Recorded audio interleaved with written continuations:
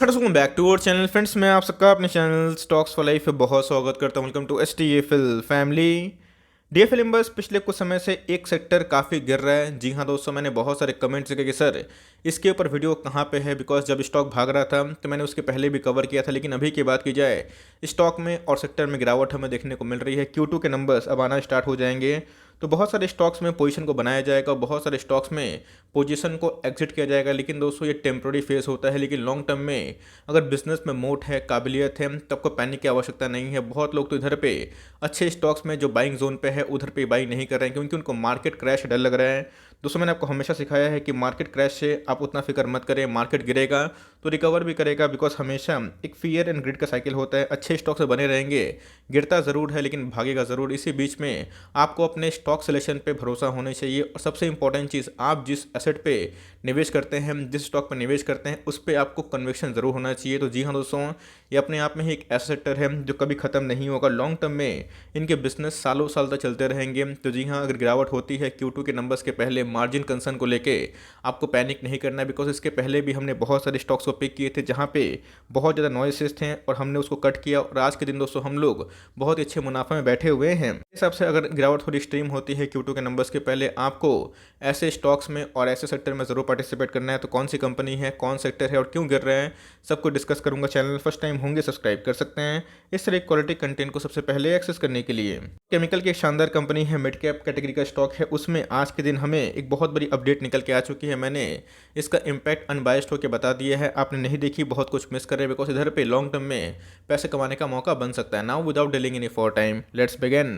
अगर आप देखें तो लास्ट डे की बात की जाए तो हमें 2% के आसपास गिरावट देखने को मिल रही थी। बात की जाए इसमें थोड़ी सी वीकनेस हमें पिछले एक महीना से देखने को मिल चुकी है। 5 डेज की बात की जाए तो कैसे स्टॉक में ऑलमोस्ट 8% के आसपास करेक्शन देखने को मिल चुकी है। मूवमेंट की बात की जाए तो जी हाँ दोस्तों, स्टॉक में उतना मूवमेंट देखने को नहीं मिल रहा है और इधर पे एक न्यूज़ आई थी जिस न्यूज़ की वजह से इसमें हमें अच्छी खासी गिरावट देखने को मिल चुकी है। लॉन्ग टर्म की बात की जाए, आप चार्ट से समझ सकते हैं कि एक ऐसी कंपनी है जिसमें काफ़ी वोलेटिलिटी देखने को नहीं मिलती है। ये बहुत ही स्टेबल काइंड ऑफ स्टॉक देखने को मिलता है। इधर पे भी जब मार्केट क्रैश हुआ था, इसने अपना बॉटम बहुत ही कम लगाया था, उसके बाद गजब का रिवर्सल देखने को मिला था। तो जी हाँ दोस्तों, मैं एक ऐसे कंपनी के बारे में डिस्कस कर रहा हूँ जो कभी खत्म नहीं होगा। कंपनी का नाम क्या है? Asian Paints limited. Asian Paint की बात की जाए, बर्जर पेंट की बात की जाए तो इनमें अच्छी खासी गिरावट हमें देखने को मिल रही है। फिर आप बोल सकते हैं कि ज़्यादा भाग नहीं रहा है। इसके पीछे की वजह क्या है?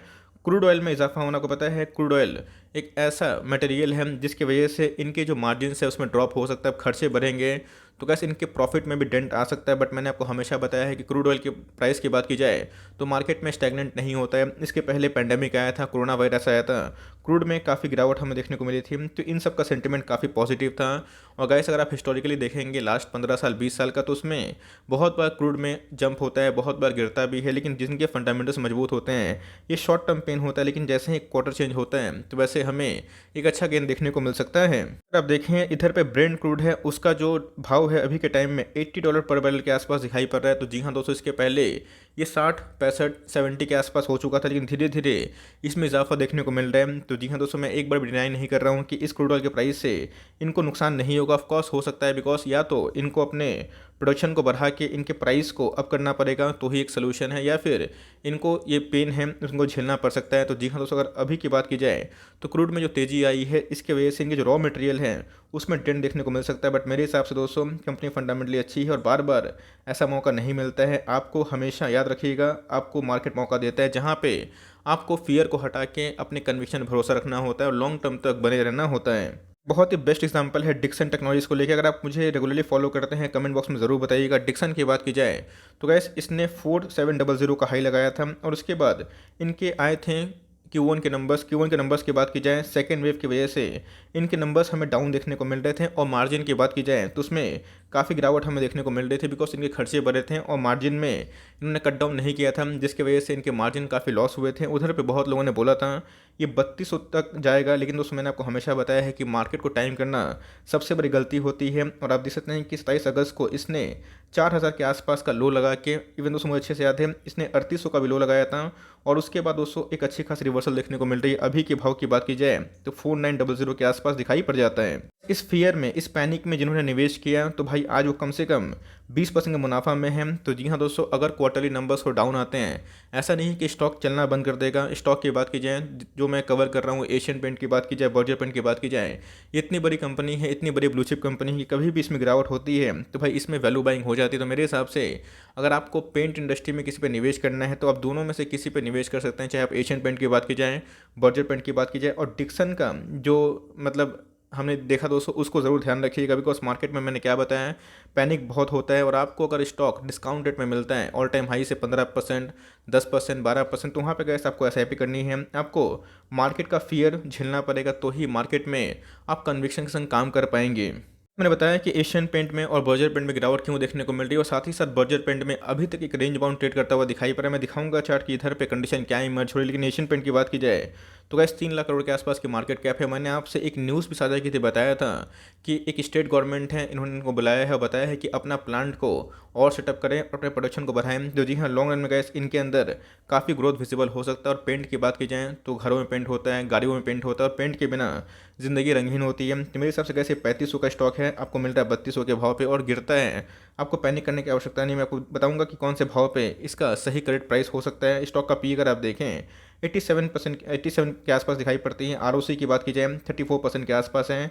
आरओई की बात की जाए 27% के आसपास, जो अपने आप में दोस्तों लार्ज कैप से अगर आप कंपेयर करें तो बहुत ही आउटस्टैंडिंग है। अगर आप सेल्स देखें तो जी हाँ, तो सेल्स में भी हमें इजाफा देखने को मिल रहा है। यस, इधर पे थोड़ा सा पैंडेमिक था जिसकी वजह से इनको बहुत बेनिफिट मिला था। रॉ मटेरियल का जो कॉस्ट था काफ़ी कम हो चुका था। लेकिन इनके प्रॉफिट की बात की जाए तो जी हाँ दोस्तों, सेल्स में और प्रॉफिट में दोनों जगह हमें जम देखने को मिलता है। और सालाना की बात की जाए, क्वार्टरली की बात की जाए, तो इसमें मोर और लेस हमें अच्छा परफॉर्मेंस करता हुआ दिखाई पड़ रहा है। उनके ईपीएस की बात की जाए तो आप देख सकते हैं गैस कि कंटिन्यूसली बेसिस पे बढ़ रहे हैं।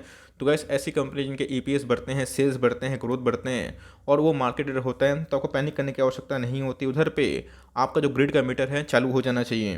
के पास कितना रिजर्व है अगर आप देखें तो गैस कंपनी के पास 12,000 करोड़ के आसपास रिजर्व देखने को मिल जाता है। कंपनी की बोरोइंग्स की बात की जाए तो बहुत ही कम दिखाई पड़ती है। अगर 3 लाख करोड़ के आसपास की मार्केट कैप वाली कंपनी है, 1000 का बोरोइंग 200 करोड़ का कोई उतना खास नहीं होता। प्रोमोटर होल्डिंग में डिस्कस करें तो आप देख सकते हैं गाइस कि 52% के आसपास प्रमोटर इसको ओन कर रखे हैं। एफआईएस ने स्लाइटली अपने स्टेक को क्वार्टरली बेसिस बढ़ा दिया है। डीएस की बात कीजिए तो उन्होंने फ्लैट रखा है। पब्लिक ने थोड़ा सा प्रॉफिट बुकिंग किया है। 19% का जो स्टेक था 48 का, अभी अगर आप देखें तो 19.18% के लगभग दिखाई पड़ जाता है। मेरी सेम कमेंट्री बर्जर पेंट को भी लिखी होगी, बिकॉज मैंने आपको दिखाया कि एशियन पेंट का जो चार्ट है वो बहुत ही प्रॉमिसिंग है। लेकिन सेम दोस्तों अगर आप देखें, बर्जर पेंट ने भी over the long period of time massive पैसे बना के दिए हैं। दोनों को मैं कंपेयर करके दिखाऊंगा जहाँ पे किसने ज़्यादा पैसे बना के दिए। अगर आप देखें तो इसने 46,000% के आसपास पैसे बना के दिए हैं। तो भाई क्यों ऐसा हो रहा है, बिकॉज अगर आप देखें तो मार्केट जो शेयर है मैक्सिमम दोस्तों एशियन पेंट और बर्जर पेंट ही लेके रखते हैं। मुझे लगता है कि लॉन्ग टर्म में ये दोनों एक ऐसी कंपनी है, अगर ये दोनों स्टॉक आपके पोर्टफोलियो में है तो आपको इनकी चिंता कभी नहीं करनी। 5 ईयर्स की बात की जाए तो आप देख सकते हैं कि बर्जर पेंट ने 5 ईयर्स में आपके 1 लाख को बनाए हैं 3,06,000। सेम दोस्तों अगर एशियन पेंट की बात की जाए तो 5 ईयर्स में भी इसने अच्छे खासे पैसे बना के दे दिए हैं। चार्ट पैटर्न की बात की जाए आप देख सकते हैं इसके 41,000% के रिटर्न बना के देने वाला है। एक छोटी मोटी कंपनी नहीं है। तो जी हाँ दोस्तों, इधर पे आपको डिसाइड करना है कि करना क्या है। बिकॉज कंपनी की बात की जाए तो फंडामेंटली अच्छी कंपनी है और ये सब कंपनी कभी भी अपने ऑल टाइम हाई से 10%, 8% गिरती है तो वहाँ पे आपको फर्स्ट बाइंग कर लेनी चाहिए। अब ऐसा नहीं है कि स्टॉक नहीं गिरेगा। इसके पहले भी एशियन पेंट में हमें 15 से 17% के आसपास गिरावट देखने को मिल रही थी। लेकिन मैंने क्या बताया, अगर आपको 10 स्टॉक खरीदने की ताकत है तो कम से कम आप 2 से स्टार्ट करिएगा। बिकॉज बहुत लोग सिर्फ देखते ही रहते हैं मार्केट को दूर से और निवेश नहीं करते हैं। इसकी वजह से उनका एक बहुत ही मैसिव अपॉर्चुनिटी मिस हो जाता है। तो अगर Q2 के नंबर्स के पहले गिरावट होती है, आप पैनिक मत करिएगा। बिजनेस फंडामेंटली बहुत ही अच्छी है और लॉन्ग टर्म तक इनके बिजनेस चलते ही रहने वाले हैं। तो मुझे लगता है कि इन दोनों में अभी के टाइम में बाइंग अपॉर्चुनिटी है और उसको सीधा दोस्तों एसआईपी के वजह से एक्मुलेशन करिए। आने वाले कुछ क्वार्टर में अगर क्रूड के प्राइस गिरेंगे तो एकदम मैसिव जंप देखने को मिल सकते हैं। मुझे लगता है कि सीएमपी में बर्जर पेंट दोस्तों बहुत ही अट्रैक्टिव है। आप चाहें तो इधर पे आराम से इन दोनों में से किसी पे निवेशित हैं तो कंटिन्यू करें, पैनिक ना करें। और एक प्रश्न है गाइस कि बर्जर पेंट में कितना प्रमोटर होल्डिंग है, कमेंट बॉक्स में जरूर बताइएगा। सो फॉर टाइमिंग आप क्या करने वाले हैं इन दोनों शेयर्स में, अपने राय को भी जरूर साझा करें। लेट्स सी आपके मन में क्या चल रहा है। तो आई होप मेरा एफर्ट आपको अच्छा लगा। वीडियो अच्छी लगी तो लाइक कर दिएगा। चैनल फर्स्ट टाइम होंगे तो यहाँ से सब्सक्राइब करना भूलिएगा। फर्दर कोई डाउट है उसको ड्रॉप कर सकते हैं और कोई रिव्यू चाहिए उसका नाम भी ड्रॉप करना भूलिएगा। I would love to make a video on your demand. Guys मिलते हैं जल्दी ही, तब तक के लिए bye. Thanks for listening friends, God bless you all.